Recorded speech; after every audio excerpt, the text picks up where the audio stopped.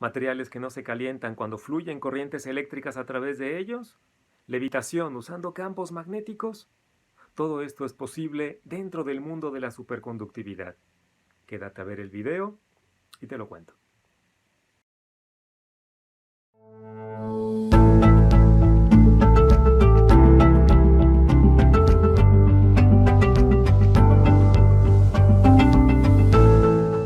La historia de los superconductores comienza en 1911. De hecho, un poco antes, en 1820, cuando el grandísimo, el genial Michael Faraday demostró que la mayoría de los gases se pueden licuar, es decir, que pueden pasar del estado gaseoso al líquido. Esto lo consiguió mediante el aumento de presión o bien mediante la disminución de la temperatura. Pudo licuar dióxido de carbono, dióxido de azufre, amoníaco y otros gases más. Y en 1848, William Thomson, mejor conocido como Lord Kelvin, probó rigurosamente la existencia del cero absoluto, la temperatura más baja posible. 0 grados Kelvin es 273 grados centígrados bajo cero. Aquella temperatura, de inmovilidad casi total de las partículas, la temperatura más baja posible. Los siguientes años, se consiguió licuar muchos otros gases, pero uno en particular se resistía, el helio. Hasta que en 1908, Heike Kamerlingh Onnes consiguió licuar helio, desarrollando métodos con los que fue capaz de alcanzar temperaturas de aproximadamente 1 grado Kelvin por primera vez en cualquier lugar de la Tierra. Esto es impresionante. Así comenzó la era de la física de baja temperatura. Pero Onnes fue más allá y estudió la variación de la resistencia eléctrica de los metales con la temperatura. Se sabía que la resistencia eléctrica de un material, es decir, la oposición que éste ofrece al flujo de la corriente eléctrica, disminuye linealmente cuando los metales se enfrían por debajo de la temperatura ambiente. Pero había un gran debate sobre qué pasaba con la resistencia a medida que la temperatura se acercaba al cero absoluto. Usó platino, pero tuvo problemas con las impurezas, y en aquella época el metal más puro disponible era el mercurio. Y en 1911 descubrió que la resistencia del mercurio a temperaturas muy bajas se volvió desmesuradamente pequeña, pero la forma en que disminuía la resistencia del mercurio era completamente inesperada. En lugar de disminuir linealmente mientras la temperatura se acercaba a 0 grados Kelvin, la resistencia caía bruscamente al alcanzar una temperatura de 4 grados Kelvin. Las propiedades eléctricas del mercurio por debajo de los 4 grados Kelvin son absolutamente distintas a las que tiene a temperatura ambiente. Este estado, donde la resistencia eléctrica desaparece, lo llamó estado superconductor. Es decir, en un superconductor la resistencia eléctrica es nula. Esto significa que si una corriente eléctrica pasa por estos materiales, los electrones fluyen sin perder energía. Se aprovecharía por completo la energía. Así se descubrió el fenómeno de la superconductividad, al estudiar la resistencia eléctrica de los metales a muy bajas temperaturas. En el estado superconductor, la resistencia es cero por debajo de una cierta temperatura crítica, así que el efecto Joule desaparece y no hay calentamiento del material por el que fluye la corriente eléctrica.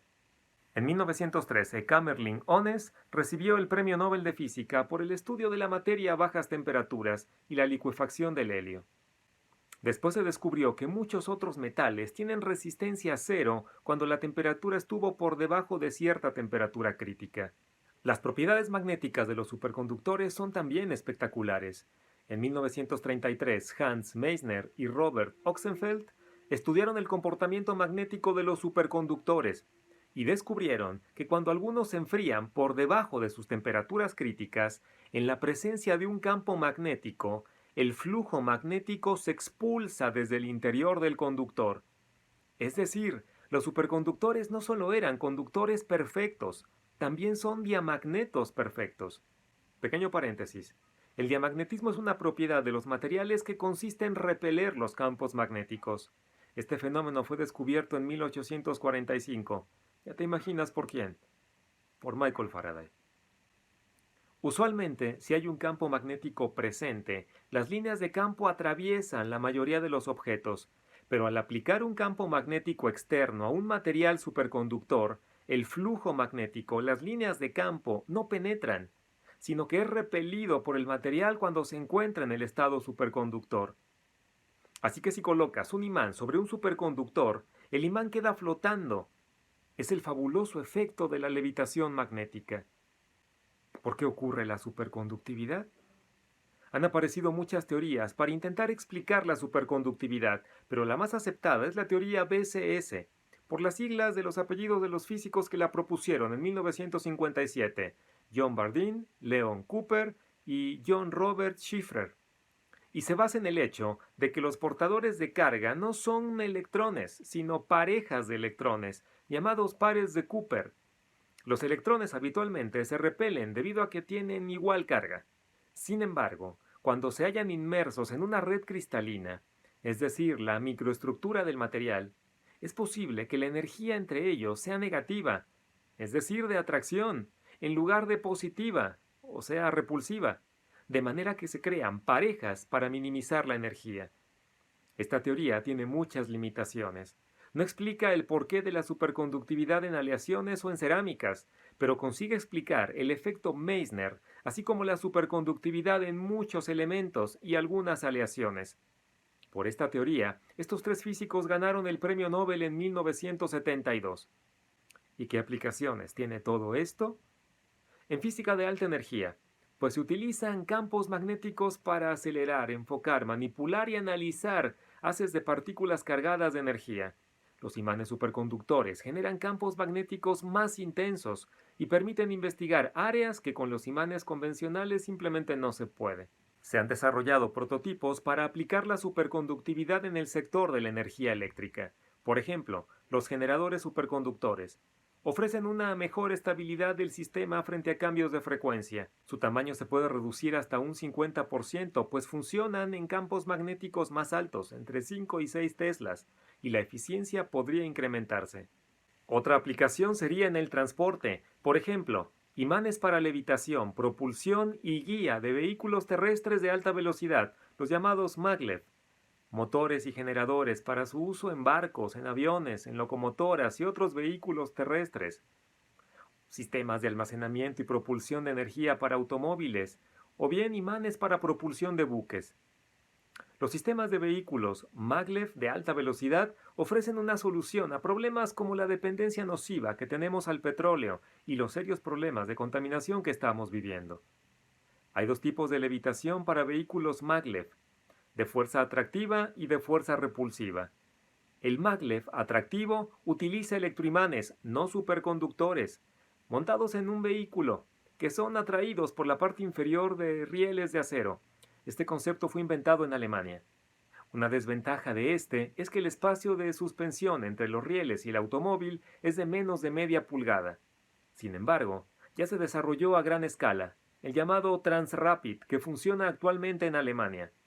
El maglev, de fuerza repulsiva, utiliza vehículos levitados por imanes superconductores que inducen corrientes repulsivas en un riel, que tiene láminas o bobinas de aluminio. Estos vehículos son levitados de 5 a 10 pulgadas por encima del riel. Este concepto, inventado en Estados Unidos pero desarrollado en Japón, utiliza helio líquido para enfriar el material superconductor, que es una aleación de niobio y titanio, a 269 grados centígrados bajo cero. Esto logra un estado estable de superconductividad, alcanzando vehículos como estos velocidades de 500 kilómetros por hora. El tren bala se inauguró en Japón en 1964 y alcanzaba 200 kilómetros por hora. Y ha mejorado cada vez más, son más rápidos y al mismo tiempo más eficientes, en términos energéticos. Para el 2027 se espera que tenga una velocidad de hasta 600 kilómetros por hora.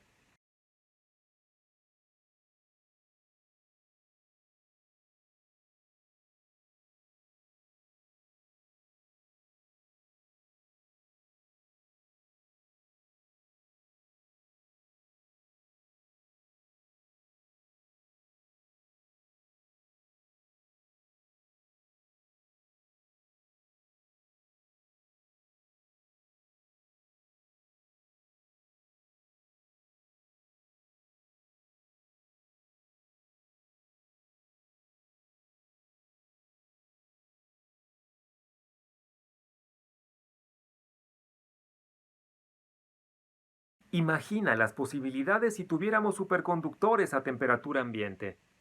Y por cierto, ¿En qué temperatura va la Guerra Fría en física? En el Instituto Max Planck de Química en Alemania, Mijail Eremets y su equipo aseguran que han observado al hidruro de lantano actuando como superconductor a una temperatura de -23 grados centígrados. Pensemos en un futuro donde se alcancen superconductores a temperatura ambiente y donde estos materiales sean económicos de producir.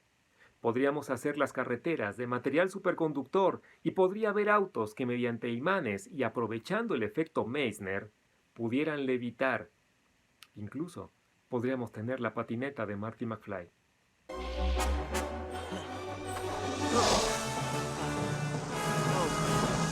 Pero aún falta mucho para esto. Imagina lo que nos espera en el futuro con los avances en superconductividad. Y sigue estudiando, tal vez seas tú el que haga algún descubrimiento sobre este tema. Y esto fue todo por este video. Nos vemos el próximo.